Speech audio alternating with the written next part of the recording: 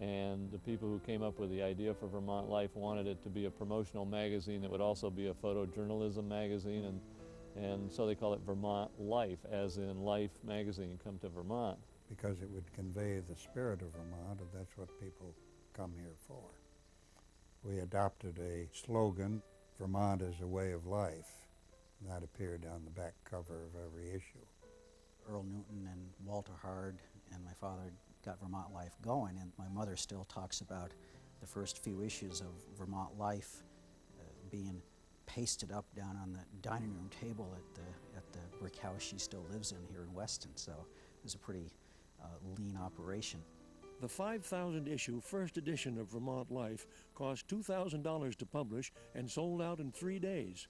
They printed 10,000 next time and sold out in a week. It wasn't until Vermont Life's 50,000-issue fourth edition that any copies remained unsold. Growing subscriptions made the magazine self-supporting, and success meant being able to take some risks. The most controversial thing that perhaps ever happened in Vermont Life was the famous cover of a woman in a diaphanous nightgown with a paintbrush and a palette in her hand, pretending as if she were painting the fall foliage leaves. And this apparently the governor got right on the line and called my father and these other two guys up and said, "Get up here. We're going to have a discussion about this thing." And we're told in no uncertain terms if they ever did anything like that again, they were going to not have a magazine. For half a century, Vermont Life would continue to spread the image of an unspoiled pastoral Vermont to the rest of America, with the express intention of drawing tourist dollars to the state.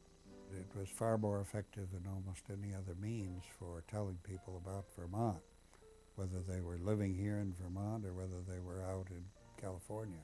It's always been a promotional magazine. It's always tried to have the view that promotion doesn't have to be simple-minded. You really promote something well by telling the truth about it. Ironically, Vermont's principal industry, agriculture, remained largely unchanged immediately after the war. Though the transition to full mechanization was underway, Vermont farmers still relied heavily on manual power and draft horses into the early 1950s. They were your automobile, your tractor. Back in those days, our horses weren't like the horses you see in show today. They were a dual-purpose horse. You could hitch them on a buggy and drive them to St. Albans or Fairfield or Canada and hitch them up the next day and put them on the plow. And in the haying season, the horses were used every day. You mow with a tractor, but the horses were used to haul it in.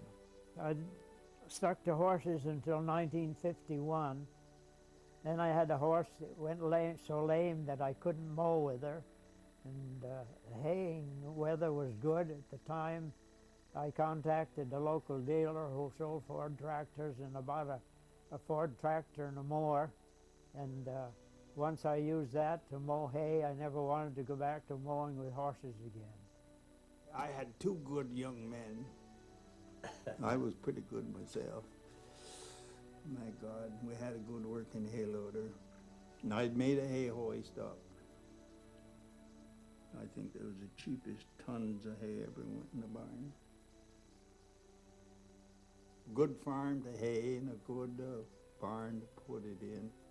In these small hill farms, they didn't have balers, but they would pitch the hay up on the wagons with pitchforks, and then to unload it, they had these monstrous devices that were on tracks on the roof of the barn that consisted of 4 giant prongs that were 6 or 7 feet across, and they would lower those down by rope and drive them down into the hay on the wagon, and then the mechanism would tighten those prongs, and it would, of course, lift it up in this, and this fascinating sight of this great claw of hay coming up and being taken over and into the top of the barn. I mean, haylofts were paradise for kids, and you still can just remember being there and having that rope in your hand, thinking that you had the world in your hand. The winds of agricultural change blew much of Vermont's dairy industry right out of existence. The 50s would see the demise of half her farms, resulting in a variety of reuses, some new and some not so new. Oh, everyone was sure we were crazy. plant apple trees. By the 1950s, Donald Smith was reaping the rewards of a previous agricultural identity crisis.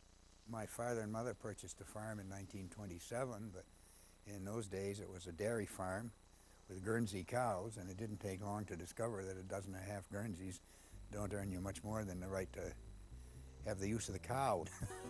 So that's how it came about that we planted the apple trees, and there's a lot of farms where you can see that there were apple trees planted at about that same time, because everyone quickly observed that my father was getting some apples to sell, and they better do the same thing. And oh, what apples! Varieties included a long list of names. Most of which no one has ever heard of. We had russets and bellflowers and early strawberry and Williams and Milton and Ottawa and blue pearmain. Unlike his predecessors, Professor Littleton Long dropped into apple farming as the result of what began as a post-war phenomenon, the transplanted Vermonter. When we first moved here, we gave away as many apples as we could, and what we couldn't give away, we sold. At that time, living in the country was not all that common for people that could avoid it. That's what we wanted to do. They couldn't understand it. I mean, why don't you move into town where you get fire protection and city water and sewage, and you don't have to go through all that.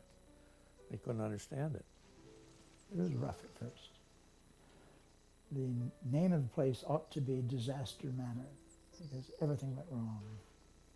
The plumbing backed up, and the water pump failed, and the electricity was unreliable. We drilled a well and put in a furnace and central heat and electricity and the whole works, the bathrooms. And so that was our idea of coming and living in the country. The post-war years brought a measure of prosperity to Vermont, yet just as they began enjoying their material gains, Vermonters began realizing that their traditional identity would be forever altered. The contrast between country and city life was softening. We saw your advertisement for a place for sale in the Vermont farms and summer homes. So we thought the first opportunity we had, we would drop out for some more information, if it hasn't been sold. The first new wave of in-migration was bringing new values to bear. The final outcome was anybody's guess. Vermonters were buying